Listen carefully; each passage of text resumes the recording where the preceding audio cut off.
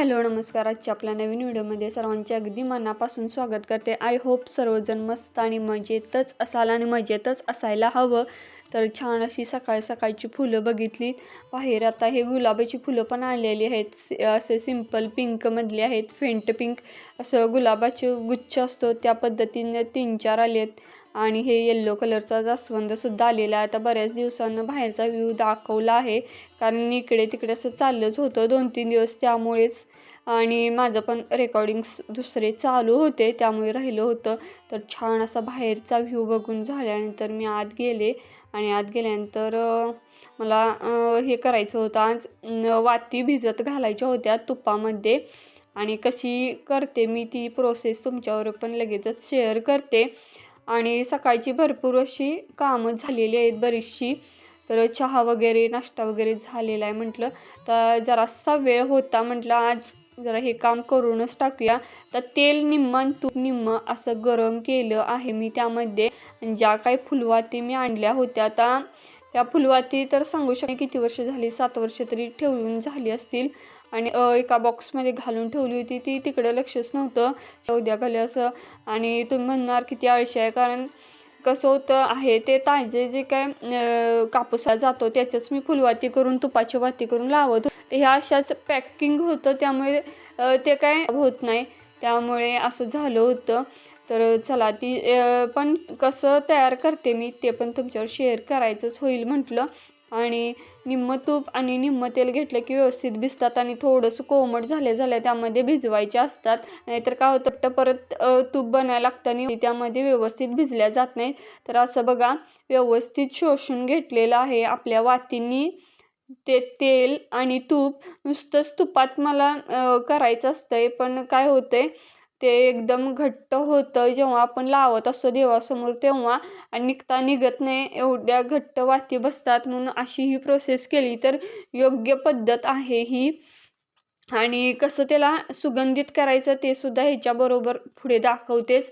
आता बघा मी हा सेंट आणलेला आहे. एखादं इसेन्शियल ऑइलसुद्धा असेल तर ते तुम्ही घालू शकता. तर माझ्याजवळचं संपलेलं आहे म्हणून मी काय करते, अत्तर किंवा सेंट असतो तो स्प्रे करते. म्हणजे त्याचा वास जेव्हा आपण तुपाची फुलवात लावतो तेव्हा घरभर असा पसरतो. त्यासाठीच मी अशा पद्धतीनं भिजवत असते नेहमीच. आणि पुढे काय केलं मी, माझ्याजवळचं एक कंटेनर शिल्लक असतात बरेचसे आपले. आणि अशाच प्लास्टिकच्या म्हणजे अशा आपण घेतलेल्या असतात बऱ्याच ठिकाणी मिठाई वगैरे. तर हे कंटेनर असेच मी ठेवते जपून. आणि अशा वेळेला ते कामी येतात. आणि जेवढ्या फुलवात्या होत्या तेवढंच बरोबर त्या कंटेनरमध्ये मावल्या. कसं बॅच वाईज करते, महिन्याला असं एक एक बॅच करायची म्हणजे ते व्यवस्थित पुरतं. तर या कंटेनरमध्ये मी भरून घेतलं. आणि अशा पद्धतीने सुगंधित अशा फुलवाती तुपातल्या भिजवून आपल्या तयार झालेल्या आहेत घरच्या घरी. तर अशा पद्धतीने केलं तर खूप छान होतं. सोबतच थोडी फुलंसुद्धा ओरिजिनल आणली होती आणि त्याचं काय केलं आहे बघा. तर ओरिजिनल फुलांचा फ्लॉवर वॉज म्हणतात किंवा फ्लॉवर पॉट आम्ही म्हणतो मराठी भाषेमध्ये इकडे तरी आमच्या भागात. तर बाहेर जे वेगवेगळे हे आले होते, फांद्या आल्या होत्या फुलांच्याच झाडाच्या, त्यास मी थोड्याशा डेकोरेटिव्ह करण्याचा प्रयत्न केलेला आहे. आणि ओरिजिनल फुलांचा जो काय फ्लॉवर पॉट आहे इतका शोभा देत होता ह्या हॉलला. आणि ह्या टिपॉयला काय प्रत्यक्षात वेगळं दिसत होतं, खूपच सुंदर. आणि 0 कॉस्टमध्ये 0 रुपयात आपण हा फ्लॉवर पॉट ओरिजिनल फुलांचा घरच्या घरी कसा तयार केला. आणि तुम्हाला कसा आवडला की नाही ते पण नक्की कमेंट करून सांगा. आणि हे जे काय हे आहे कवर आहे ते 3 परत सेट मागवून घेतला आणि असा लुक आलेला आहे. तो सेट मागवल्यामुळेच व्यवस्थित वाटायला लागले, नाही तर विजोड दिसत होतं. तर जे तांबे आपल्यात घरामध्ये शिल्लक असतात बघा देवाचे, त्याच्यातच पाणी घालून असं जर केलं तर ते तांब्यांचा आपण यूज व्यवस्थित पद्धतीने अशा पद्धतीने करू शकतो. नाही तर ते पडूनच असतात, डाग पडतात त्याला. तर छान असा लुक येत होता आज तरी. आणि फ्रेश वाटत होतं हॉलमध्ये. तो जो काय रंगीबेरंगी फुलांचं जे कॉम्बिनेशन होतं, त्या देवालाच घातलेली फुलं होती. तर टाकण्यापेक्षा म्हटलं तर आजच्या पुरतं एक एक दिवस तरी राहतील किंवा 2 दिवस राहतील, आणि तीच अशी आपल्या ह्याची डेकोरेटिव्ह जे काय फुलांची जी काय आरास केल्या किंवा जे काय नियोजन केलंय मी त्यामध्ये तुम्हाला कसं वाटतं ते नक्की कमेंटमध्ये सांगा. तर मला तर ओरिजिनल फुलांचंच आवडतं आणि कसं किचनमध्ये शक्यतो ओरिजिनल नसावीत. त्याचं कारण काय सांगते, आपल्याला मेंटेनन्स तर किचनमध्ये ठेवता येणार नाही. त्याची माती वगैरे निसटून खाली येऊ शकते, असं होतं बऱ्याचदा. म्हणजे फुलं वगैरे आपण जर किचनमध्ये जर लावली, फुलांची झाडं वगैरे माती वगैरे पडती किंवा त्याच्यामध्ये मुंग्यासुद्धा होतात आणि आपण भाज्या वगैरे फोडणीला टाकत असतो आणि त्यामुळे काय होतं त्याचं मॉइश्चर धरतं किंवा ती जो काय आपला ओरिजिनल फुलांचा प्लांट असतो तो करपतो किंवा कोमेजून जातो. मग ते निगेटिव्हिटीचं एक वातावरण तयार घरामध्ये होतं. तर तसं नको आहे. इथे शक्यतो कृत्रिम जे काय असतात फुले किंवा डुप्लिकेट फुलं म्हणू शकता किंवा अट्रॅक्टिव्ह दिसणारी अशी ऑनलाईन भरपूर मिळतात डेकोरेशनसाठी. ती वापरली तर चांगलंच. तर इकडे पालक, कोथिंबीर अशी 2 दिवस पेंडी अशीच ठेवली होती. म्हणजे निवडूनसुद्धा ठेवली मी. जे काय मला वाटण करायचं असतं खोबरं, कोथिंबीर, कांद्याचं वगैरे ते इकडे थोडं काढून घेतले आणि मिरची आणि लसूण मला पालकचं गरगटं करायचं त्याच्यासाठी काढलं आहे मी बाजूला आणि पालक पण ब्लांच करायला ठेवला. आणि इकडे काय केलं वाटण मी 2 दिवसाचं असं करूनच ठेवते.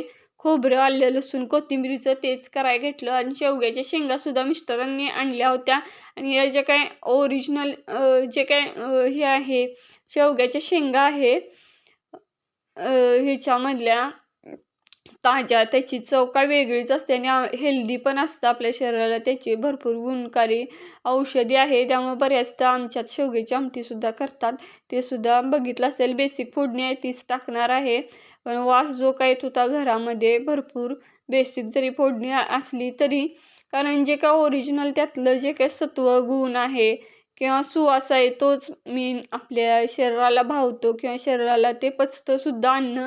कलर घालणं किंवा एक्स्ट्रा कुठले तरी मसाले आणून घालणं ह्यामध्ये जी काही चव असते ती आपल्या जिभेलाच तेवढी चव देणारी असते. पण त्याचे फायदे आपल्या पोटाला फायदे देण्यापेक्षा तोटेच मिळतात. म्हणून शक्यतो त्या गोष्टी मी अवॉइड करते.